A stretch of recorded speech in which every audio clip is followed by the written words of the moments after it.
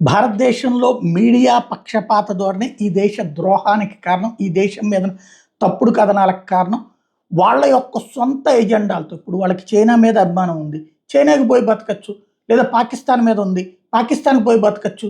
లేదా ముస్లిం దేశాల్లో బాగుంటుంది అనిపించింది, అక్కడికి పోయి బతకచ్చు. కానీ ఆ దేశాలన్నీ సర్వనాశనమై అక్కడ ఉన్నటువంటి ప్రజలు ఇబ్బందులు పడుతున్నా, అక్కడేదో అద్భుతంగా ఉందని ఇక్కడ ఉన్నటువంటి ప్రజల్ని మోసం చేస్తూ, ఇక్కడ చక్కగా ఉన్నటువంటి జీవితాల గురించి చెడుగా ప్రచారం చేస్తూ ఈ దేశం మీద వ్యతిరేకతను సృష్టించేటటువంటి వ్యవహారం మీద అమిత్ షా సీరియస్ అయ్యారు.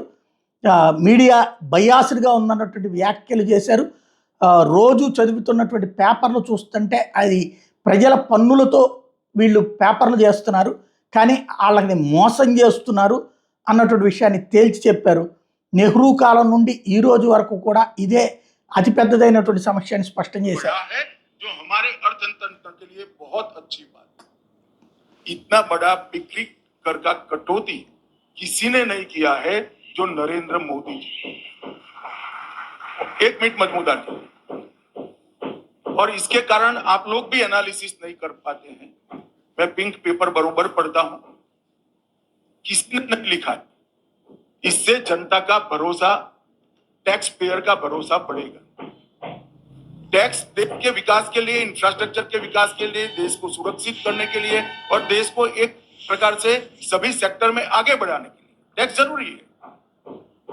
मगर टैक्स पेयर को हमेशा लगता है कि टैक्स वसूला जाएगा, बाद में जरूरत नहीं होगी तो भी ज्यादा वसूल।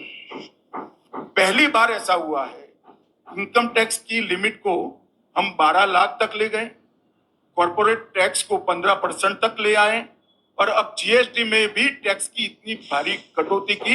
इससे हमारे टैक्स पेयर का भरोसा सरकार पर बढ़ा है। जो हमारे ఇది పన్నుల తగ్గింపు లాంటి ఎన్నో కీలకమైన నిర్ణయాలు తీసుకున్న వాటిని పబ్లిక్ వెళ్లకుండా మీడియా చేస్తుంది అన్నటువంటి పాయింట్ని హైలైట్ చేశారు ఆయన.